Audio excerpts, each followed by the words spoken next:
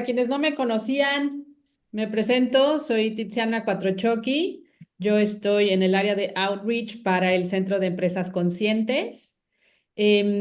Ahora sí que como normalmente lo hacemos en estos webinars, por favor voy a dar una presentación muy rápido de Jeffrey Hollender, que es nuestro conferencista el día de hoy. Después le voy a ceder la palabra a él y al final dejo un rato para preguntas y respuestas. Si no se sienten cómodos en hacerla en inglés, me lo pueden escribir directamente en el chat y yo hago la traducción, pero la idea es de que se animen, que hagan preguntas, hay que aprovechar este espacio y tener el conocimiento de Jeffrey. Y para el final, si me aguantan antes de que se desconecten, me gustaría compartirles un poco de información sobre el Centro de Empresas Conscientes también.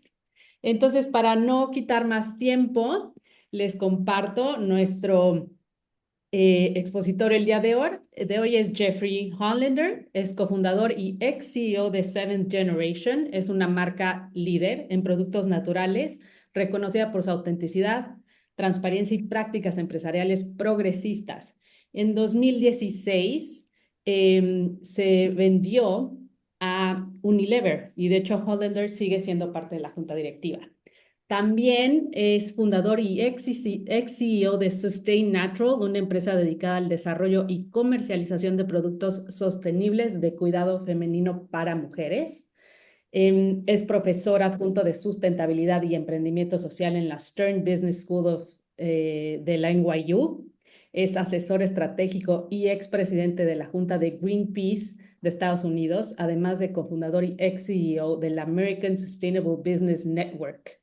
Y bueno, por supuesto que es miembro de varias juntas de consejo como el Vermont Business for Social Responsibility, Aquavitea, Vermont Cheese Products, Sustainability Advisory Board de Morgan Stanley. Y bueno, es autor de 7 libros nada más.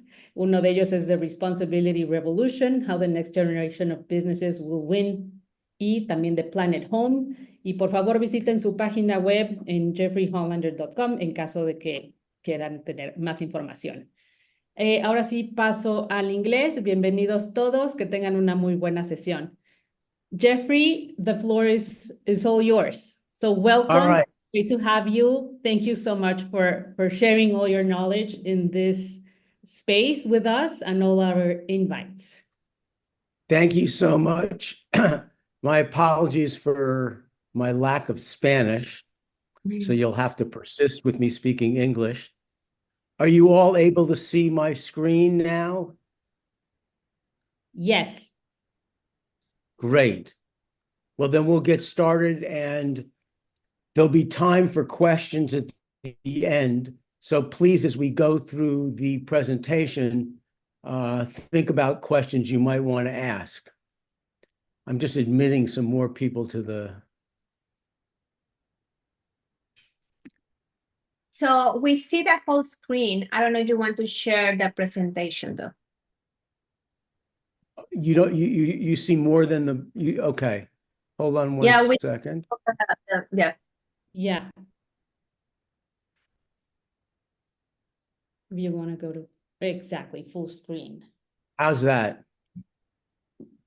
Perfect. Great. So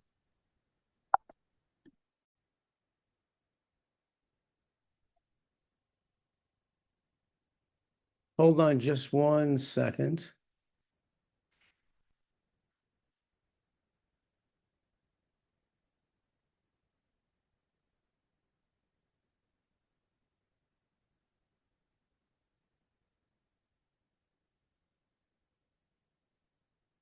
Not letting me advance the slide presentation.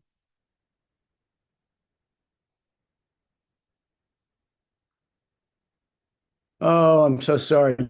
Give me just 1 second to figure this out. It's okay, don't worry.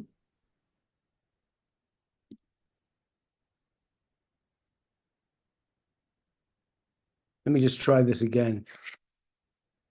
Can you see the next page? Yes. Great. So I just want to start by trying to define what a sustainable business is. And the definition that I like is that a sustainable business is one that operates in ways that protect, restore, and create positive impacts on the environment, society, and the economy. It prioritizes resilience and regeneration by balancing economic goals with environmental stewardship and social responsibility, ensuring that its operations do not harm ecosystems or communities, but instead contribute to their well-being. And that is an important starting point because what it suggests is, unlike many businesses, sustainable businesses don't just focus on maximizing profitability for their shareholders.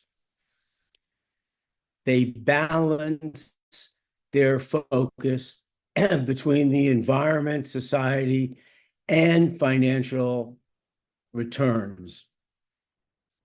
And that's a new concept that states, I don't know whether you are seeing the same thing in your countries.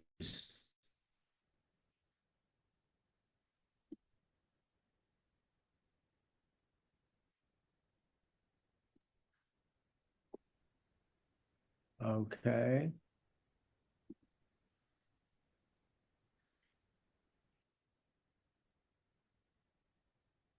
As we go through this presentation, I'm going to talk about the business case for sustainable business, because no business is going to pursue sustainability if there isn't a strong business case.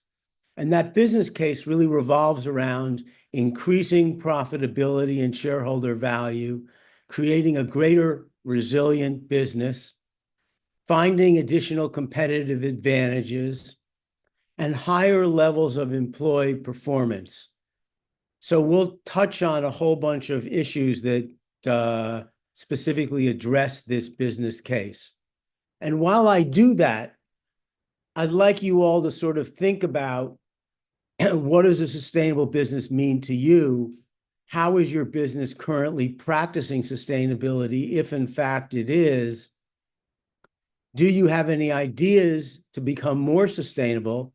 And what challenges and constraints are you facing for implementing the ideas that you might have?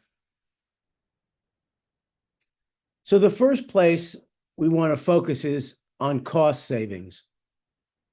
One of the benefits about sustainability is it involves using resources more efficiently. And using resources more efficiently leads to many opportunities to reduce costs, primarily in things like energy saving, waste reduction, and optimizing water usage. One of the things that we will focus on is this whole way in which businesses can manage to do a positive thing for climate change without spending additional money. And energy conservation is a huge way in which to accomplish that. Also, by recycling and reusing materials, you can lower disposal costs and reduce the need for new materials. And Unilever, which is the company that purchased Seventh Generation, has savings of over $1 billion since they started the Sustainable Living Plan a decade ago. So that's just one data point in terms of the benefits that a relatively large multinational company is achieving by their pursuit of being more sustainable. Sustainability is also a great way to manage risk. And in addition to managing regulatory risk and supply chain resilience, there is the whole question of your reputation. And one of the things that I found is sustainable, responsible businesses are much better at protecting their reputation than other companies are. And that's very important important since on average, 75% of the value of most companies is represented by intangibles like their reputation.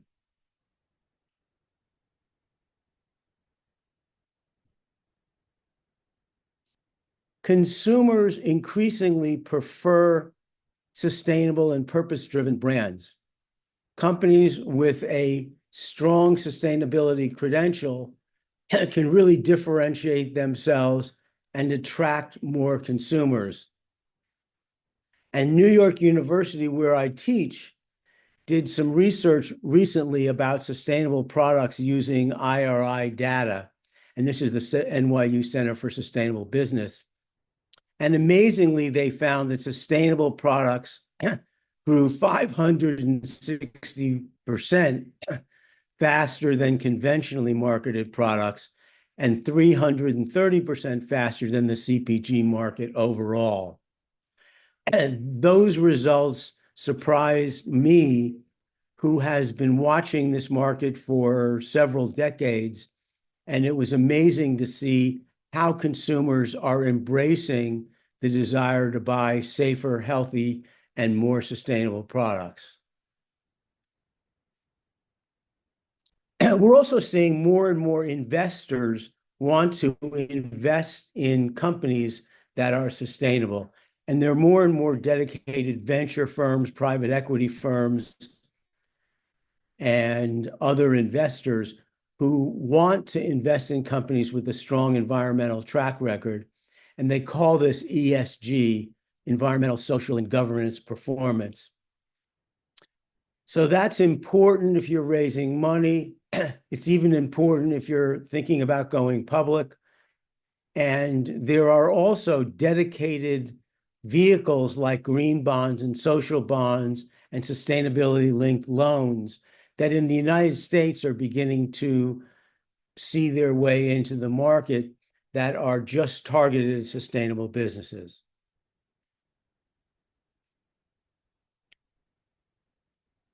Businesses that are authentically committed to sustainability grow quicker as well. And this is a statistic just on green household products, similar to the study that we referenced earlier. But green household products specifically grew 80% faster than traditional household products growth. And that's based on IRI data, which is scanned data from the grocery store and the natural product stores. And of course, everyone's concerned about shareholder value. And one of the things that is different about focusing on sustainability is that you have to have a little bit longer term perspective. Many of the benefits that you can get by being sustainable are not benefits that you'll see in the quarter after you implement the program, or even 2 or 3 quarters. They sometimes take a year, 2 or 3 years to manifest themselves. So you need to be thinking a little bit longer term than the pressure that many publicly traded companies face in terms of their quarterly returns. IBM did some research last year and specifically found that companies leading on ESG or environmental performance are 43% more likely to outperform other companies on profitability. And Morgan Stanley, where I sit on the sustainability board, in a 2023 report, highlighted the overperformance of sustainable funds. And they saw a median return of almost 7% versus traditional funds returning 3.8%. And there is an organization called Just Works based in the US. And they found that the Russell 1000 companies did better in the first 6 months of 2024 and much better since the inception of their tracking. So these are independent statistics from organizations that don't have an axe to grind to promote sustainability and are just really sharing the research that they've been able to do. One of the things that I think is the most important is the way sustainable, responsible businesses impact employee performance. One of the things that we saw at Seventh Generation was that we were able to dramatically reduce our turnover rate down to 3% per year. And that saves a ton of money in terms of recruiting, training, and hiring new workers. We also found that we got much greater productivity and creativity and innovation out of our employees because they felt so good about the work they were doing and so proud of the company they were working for. So employee performance is a huge factor. And in our case, we coupled employee performance with an employee ownership program where, like many stock option programs, we were able to make all of our employees investors in the company. And they then thought about business as owners rather than just employees.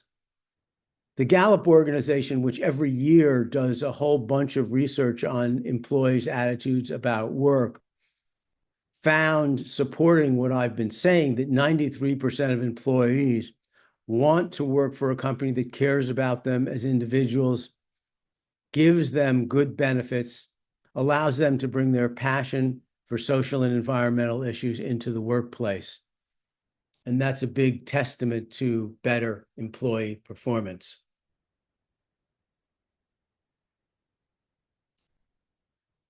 Corporate culture is really important.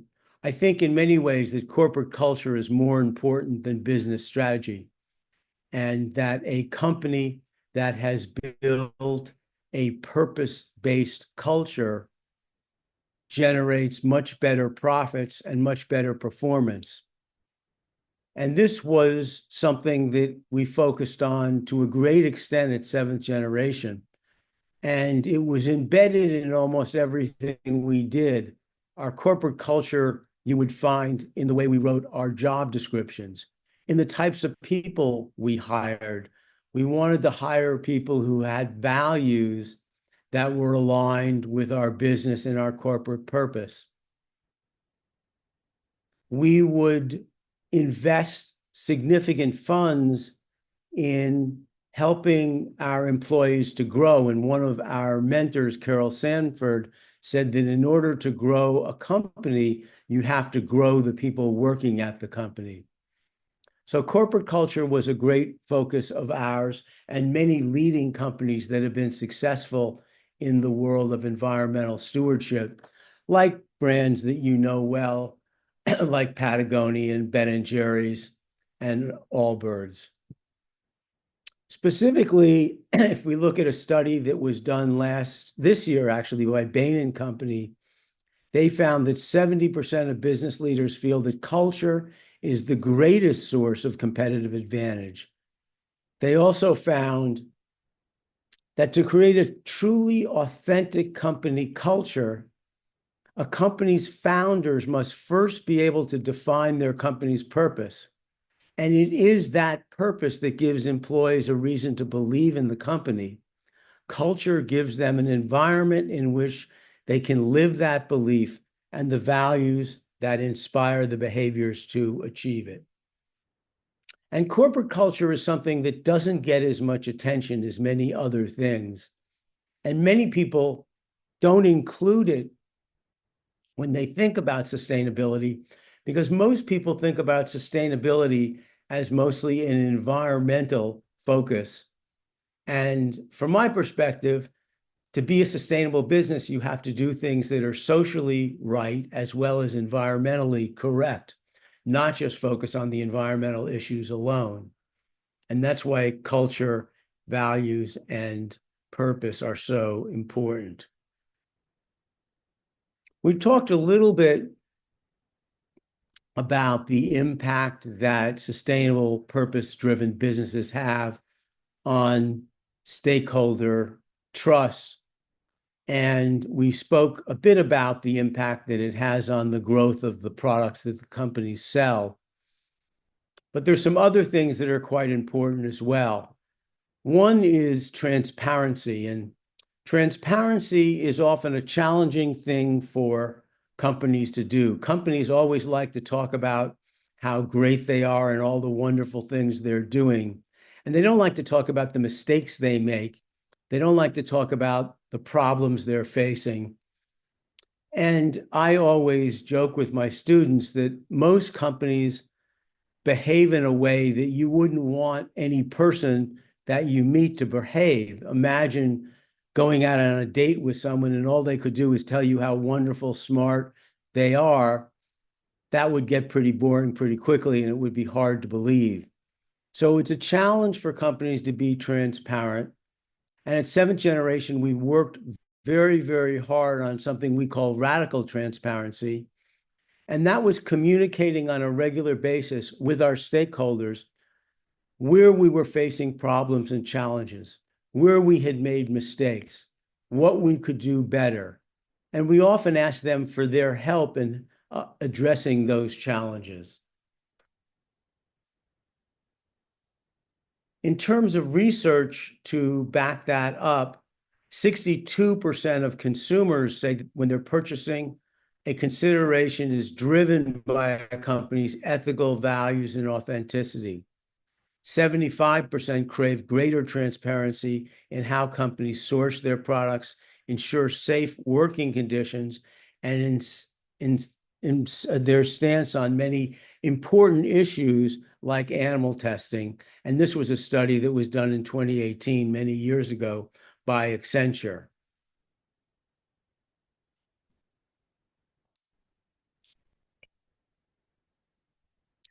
We live in a very challenging business environment with all kinds of pressures that are new and forever changing, whether they be things like climate change and the changing weather patterns that that creates, or the impact of duties and tariffs that are changing globally. We face the real need as businesses to be resilient and to be able to manage through those changes and to be able to handle them in a way in which we can come out stronger and not have them overly disrupt our business. We've seen very recently in the United States, as well as other countries around the world like Spain, how disruptive these changing weather patterns can be, whether it's the hurricane that affected North Carolina or the tremendous rainstorms that affected parts of Spain. These weather conditions create chaos for business, particularly today when business supply chains can be so long and wrap themselves around the world. These weather patterns can create all kinds of challenges. Businesses that are focused on sustainability are much better equipped to adapt to these increasing impacts of climate change.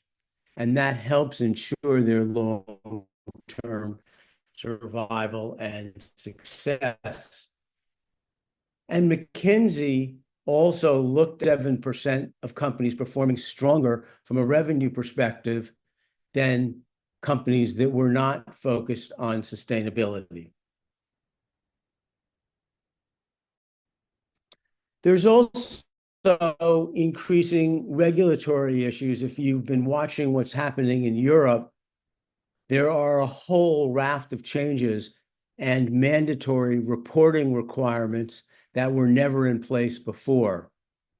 These reporting requirements cause business to analyze and share all kinds of new information about their social practices and environmental behavior.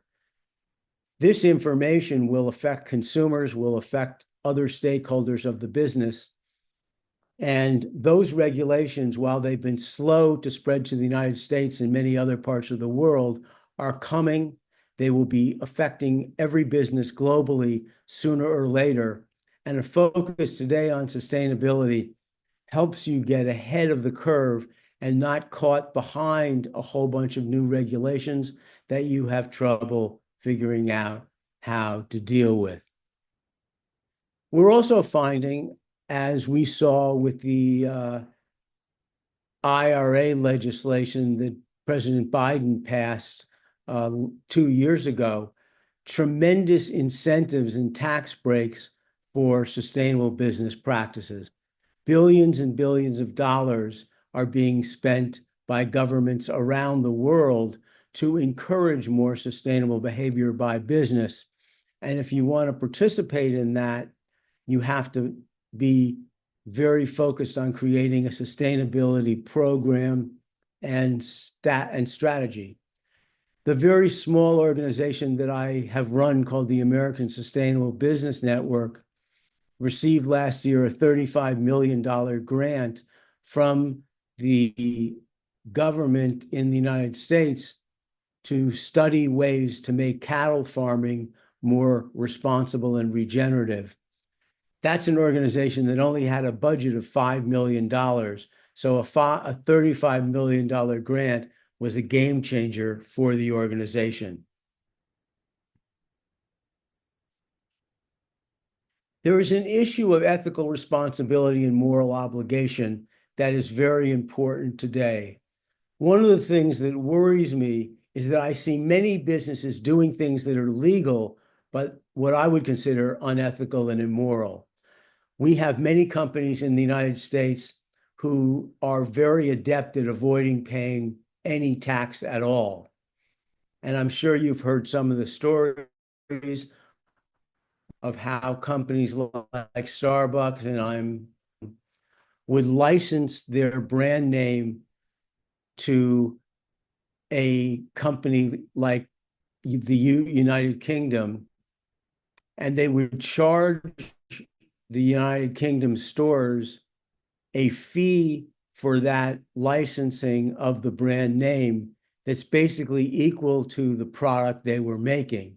And thus they were able to wipe out their entire profitability in the UK and avoid paying taxes. And they're not alone in doing this. And I have a problem with businesses that rely on public services like the educational system, public transportation, roads, bridges, fire departments, and not contributing to support those services by paying the taxes that they owe.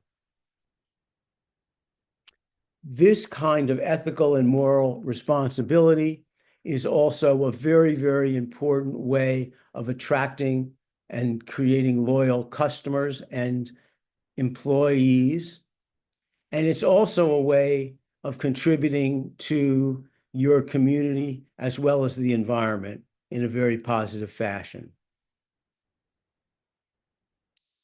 So overall, the business case for sustainability is multifaceted and almost impacts every aspect of a company's operation and strategy.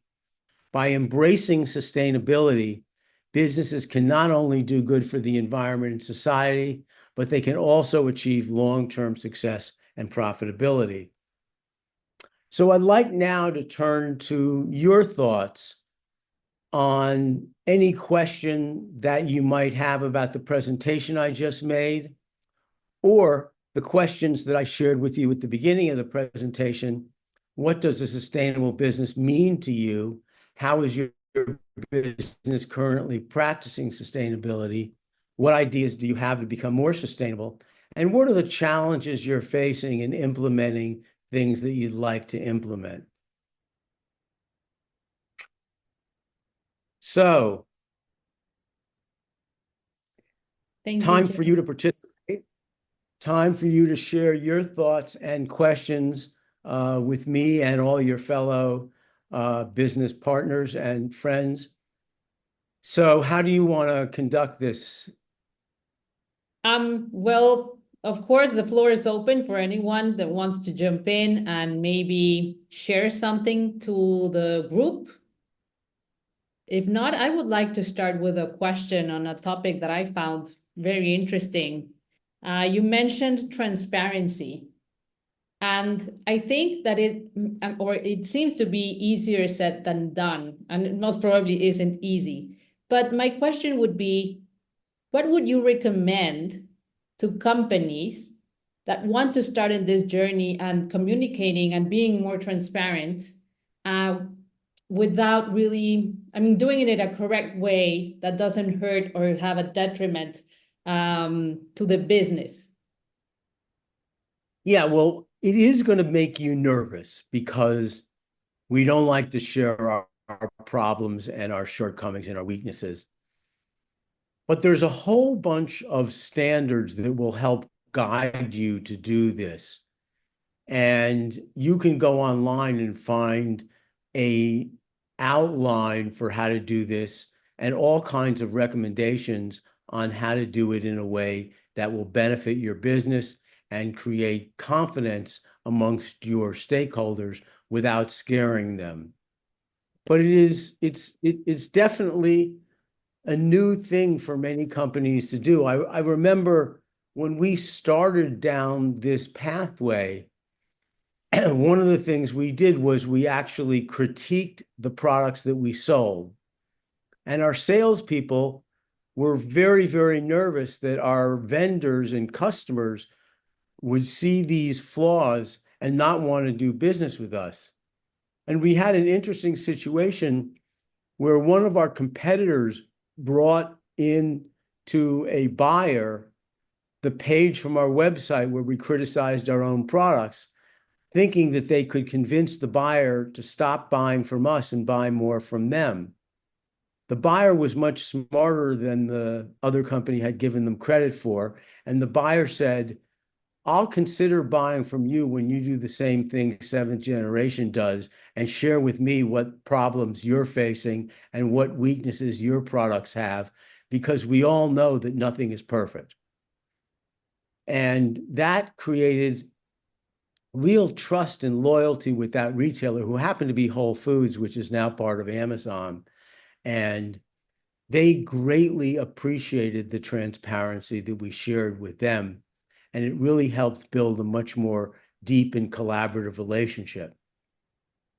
There's also many, many consultants today who will help you craft these reports. So you can go online and look at a company called Pure Strategies outside of Boston, and they specialize in helping companies create these sustainability transparency reports. But there's today many, many companies and consulting firms that can help you do this. Even many individuals who've crafted these reports for companies that you can consider retaining to help you do this. Thank you. Does that answer the question? Go ahead. Go ahead. Oh, no, but did he answer your question? I'm sorry, I jumped in before. No, go right ahead, Silvia. Okay, so Jeffrey, so are you talking about the reports for ESG or just for sustainability? Well, they're sort of one and the same. Most often they're called sustainability reports, but they are the same thing as an ESG report. There's really no difference between the two of them except the name. And today, 80% of the publicly held companies in the US produce a sustainability report.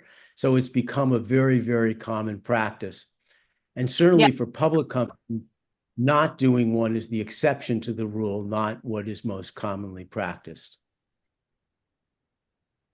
I mean, the European companies, they are requiring to do the reports, but in the US, they don't. It's not a requirement. It's not yet. Yeah, it's not yet. Depends on who's winning today. Yeah, but well, the SEC is about to release new rules that will likely cause at least reporting around CO2 emissions, if not it's broader. They've been working on that for the past year and a half, and they're getting very close to making an announcement. And what do you think about the inner development goals and ESG, can they be joined together? Are they similar? Are they like putting in different perspective of sustainability? Yeah, the development goals are really a framework within which you can practice sustainability.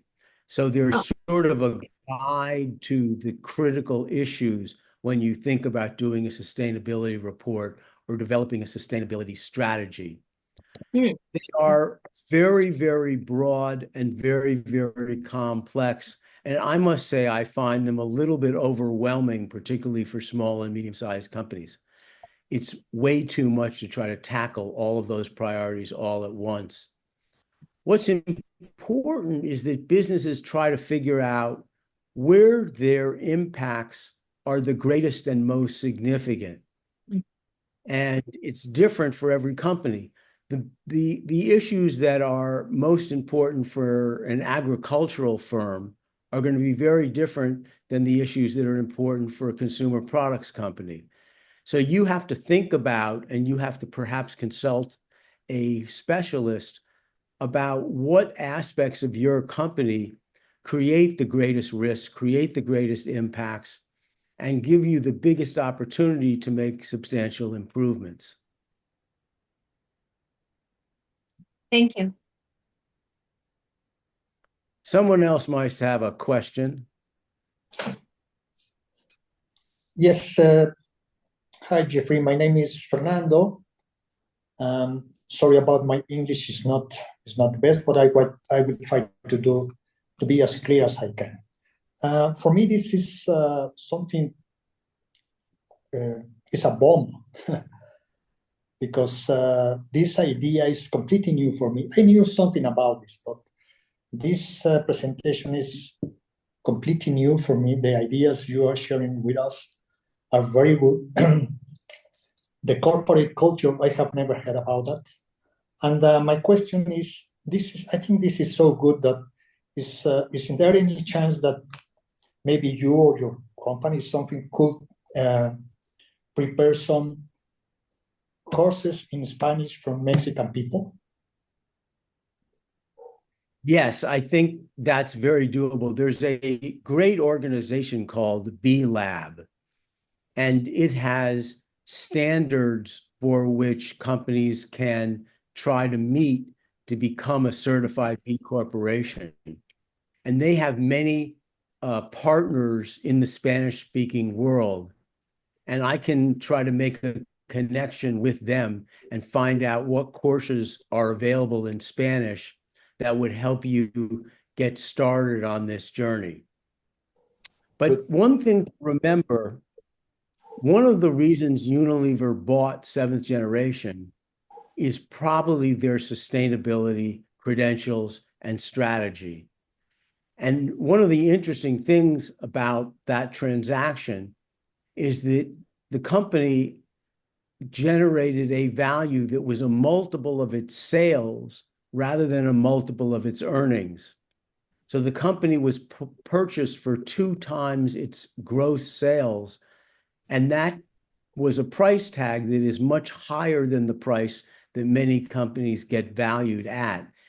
And there are many, many other examples of where that sustainability program has increased the stock market price and value of a company, which I think at the end of the day is a very important statistic to prove the worthwhileness of doing this.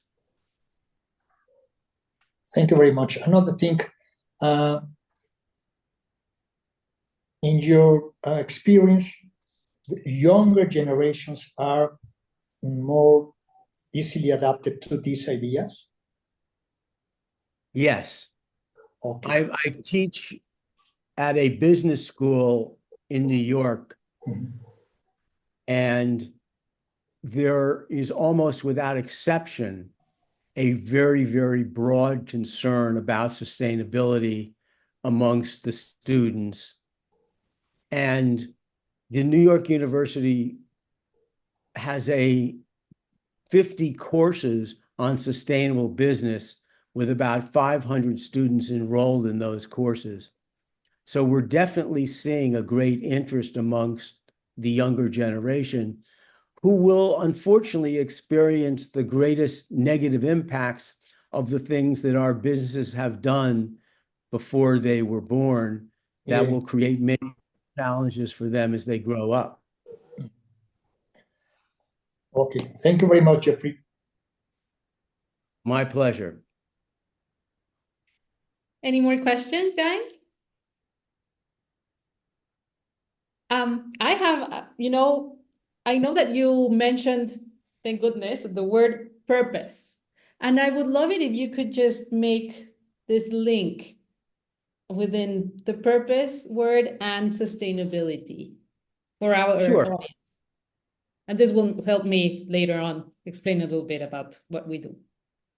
Sure. So the new way in which people are thinking about purpose is not aligned with the traditional way that people think about purpose, because historically, for the last 100 years, the purpose of business is to make as much money as they can possibly make and create as much value for their shareholders. Today, when we use the word purpose, we're thinking about it in a much broader sense.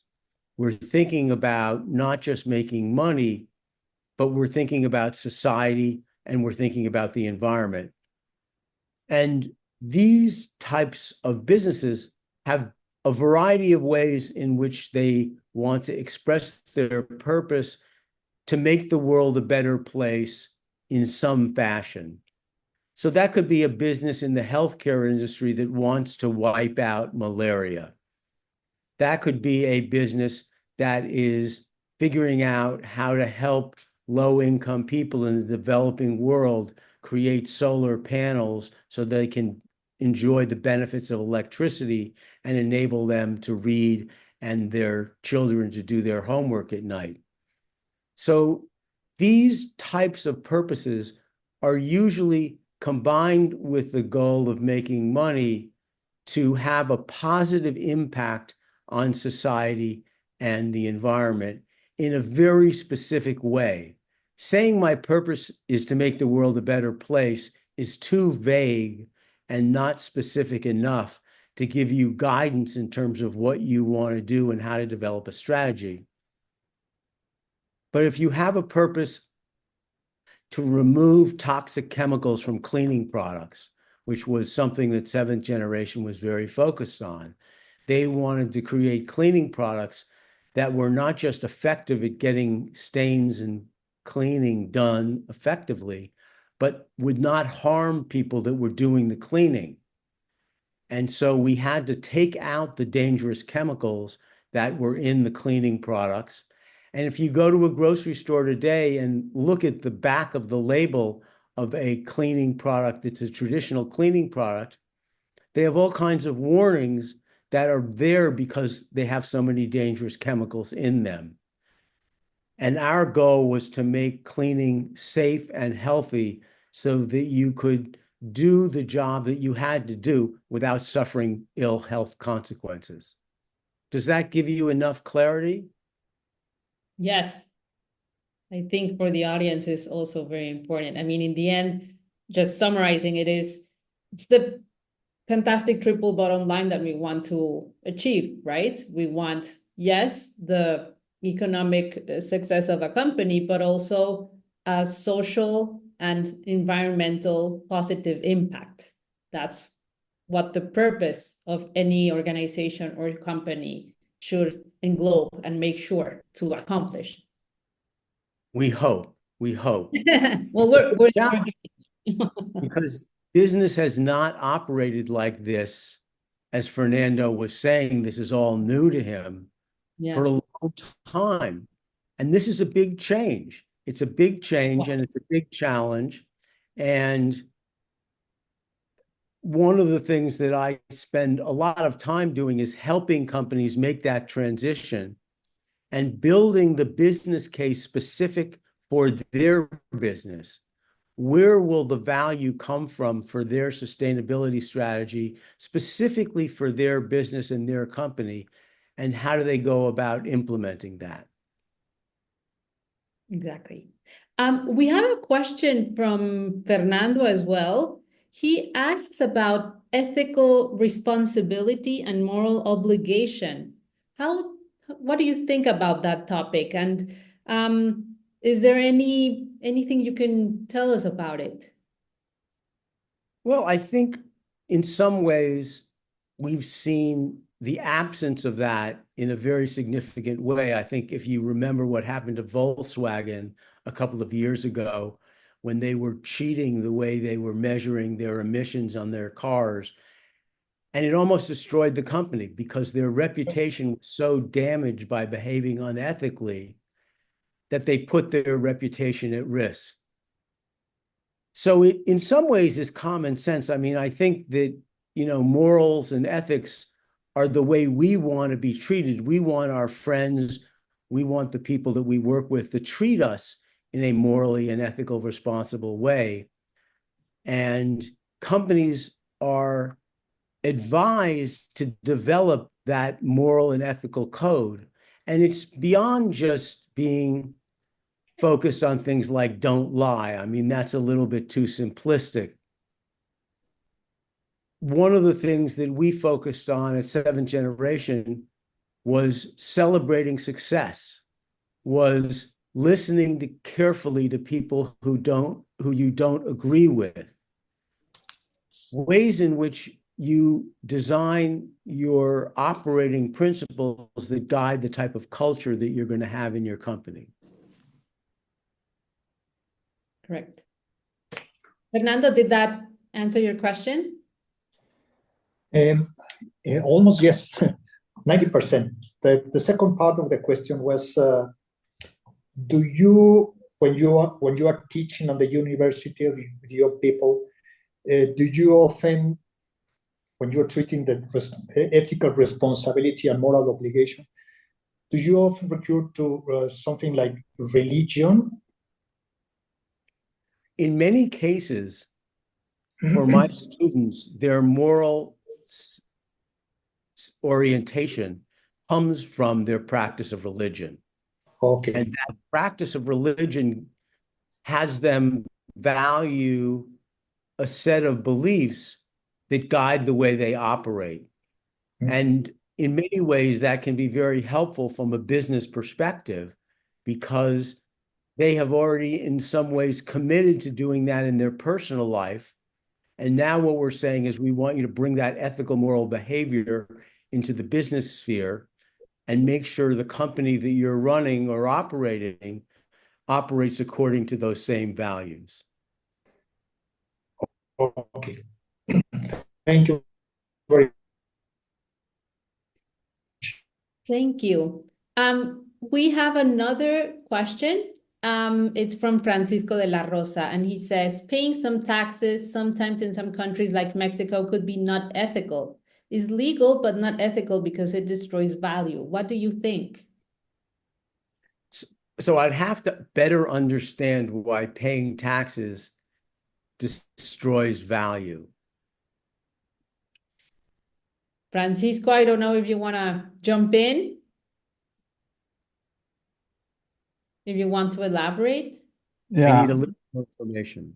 Yeah. Hello, Jeffrey and Francisco. Hi, Francisco. Well, I believe something is ethical when creates value for all stakeholders. And sometimes there are some taxes, at least here in Mexico, that they don't create value for everyone. Actually, they steal the money. That's the truth. Or they are not using the money correctly. So your taxes, instead, you're taking out value created by the company to transfer this value to the government. But the government doesn't create more value, sometimes destroys that value. Okay. So I think that's a challenge that we face in many countries around the world.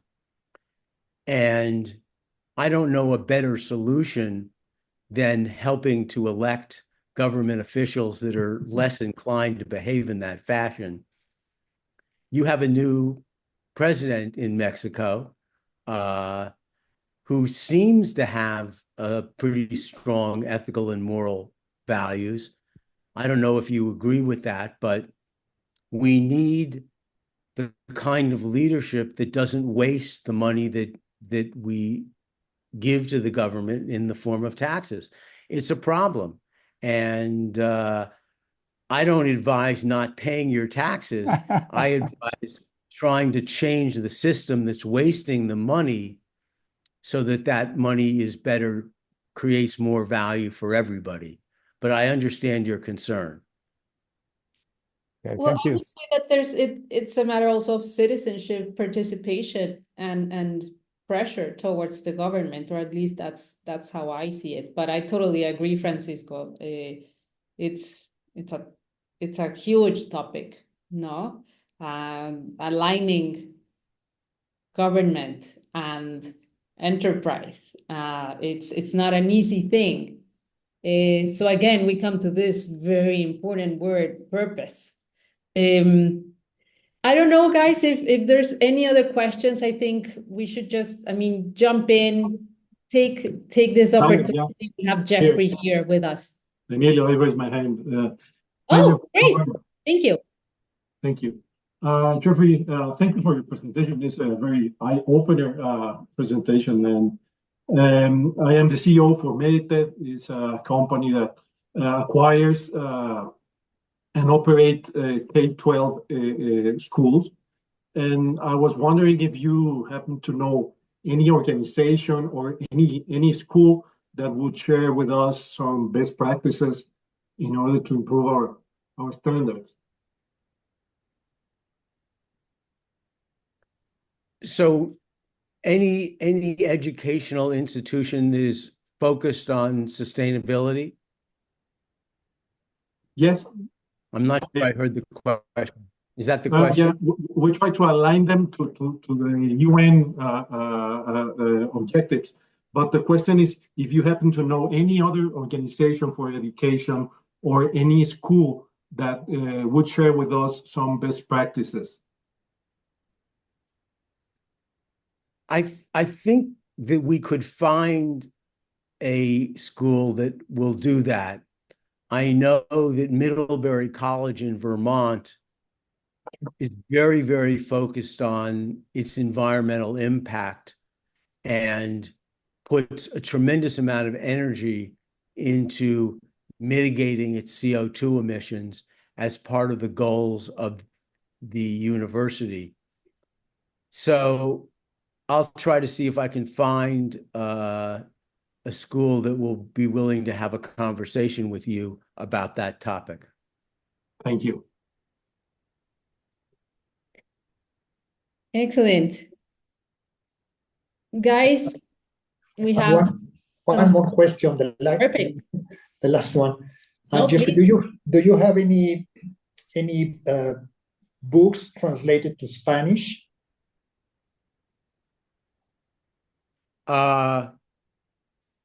Let me take a look 1 second and I'll see if I can come up with one. Hold on. Because maybe some of your books are on sale in Mexico, but I have never heard of one. Hold on 1 second. Yes.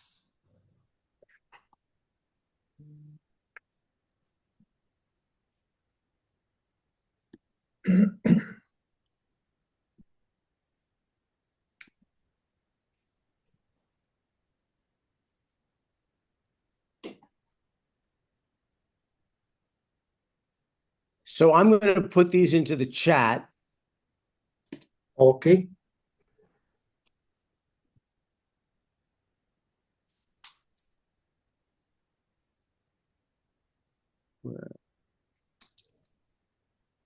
So this is one book.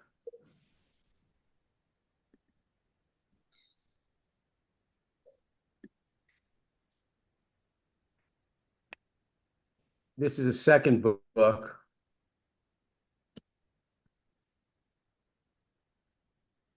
So that should get you started. Can you see those, Fernando? I You're think muted. one, but if not, I'll make sure, Jeffrey, to get them from you, and I can send them to everyone. So they can't see them in the chat? I think there's just Yes, one. Oh, there we go. We Yeah. have both of them. Yes. Yep. Good. Thank you. Sure. Excellent, guys. Well, if there are no more questions, we're out of time right now. Jeffrey, I want to jump very, very fast to explain what the Center for Conscious Enterprises is doing, and obviously that we have Raj in the center. You're welcome to stay. I will try to do it really, really fast. But if you have to go, Jeffrey, I totally understand.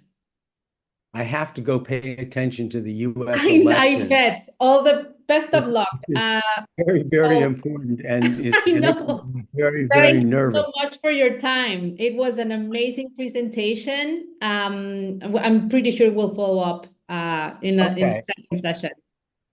Terrific. Thank you all very Thank much. you. Have a good evening. Thank you. Thank you very much, Jeffrey. Very interesting. Very good. Thank you. My pleasure. Thank you. Señores, si no Thank les you, Jeffrey. importa, valdría la pena quedarse un ratito conmigo. Como les comento, yo estoy en el Centro de Empresas Conscientes del Tecnológico de Monterrey y me encantó que utilizara mucho la palabra propósito. Y les quiero compartir rápidamente unas pocas láminas que creo que les va a ayudar mucho. Díganme, por favor, cuando ya vean la presentación. Sí, ahí está, ya se ve. Ah, perfecto. Muy bien. Seguramente algunos de ustedes ya han escuchado sobre el Centro de Empresas Conscientes, habrá algunos de ustedes que no. Les quiero compartir este video. Espero que se escuche. Por favor, déjenme saber si se escucha. El presente nos obliga a actuar. Nos compromete a reconocer que nuestro mundo y quienes lo habitamos compartimos el mismo destino y que cada decisión que tomamos hoy impacta el mañana. Las empresas conscientes saben que el futuro es uno y se construye sobre su principal razón de ser: crear valor, compartir prosperidad. Empresas comprometidas, líderes de hoy y del mañana, generadoras de una nueva riqueza integral y compartida, que abrazan la pasión por impactar positivamente en todo. Descubre la nueva forma de ser empresa. Centro de Empresas Conscientes. Crear valor. Compartir prosperidad. Tecnológico de Monterrey.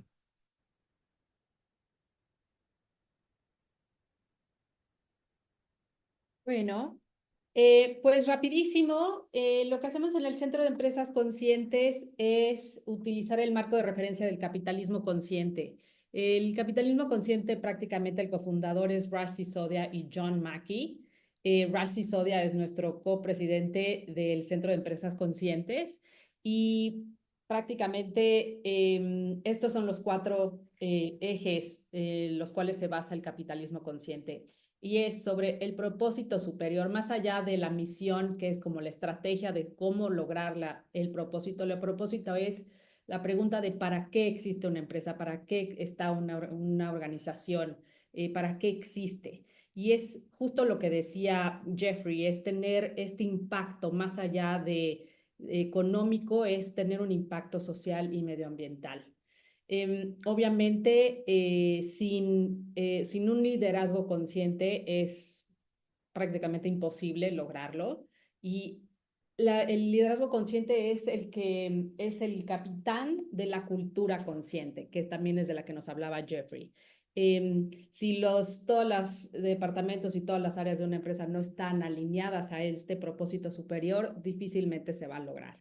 Y más allá también, y muy importantemente, es la integración de todos estos grupos de interés o stakeholders, que para una empresa o para una organización es desde sus colaboradores, los clientes, los proveedores, por supuesto la sociedad, la comunidad alrededor y sin duda, y no menos importante, el medio ambiente.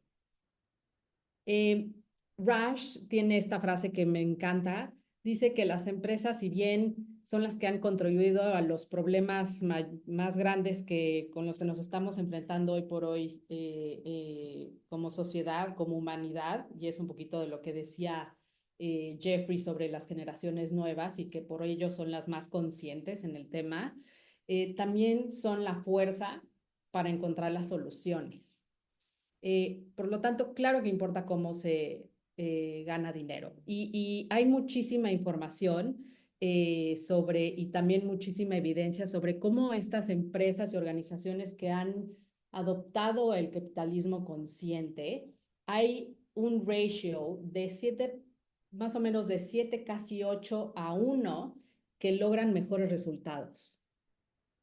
Entonces, el propósito del Centro de Empresas Conscientes es transformar la educación de negocios, crear una conciencia empresarial en los líderes y en las organizaciones para lograr el florecimiento humano, lograr un planeta y una sociedad mucho más justa.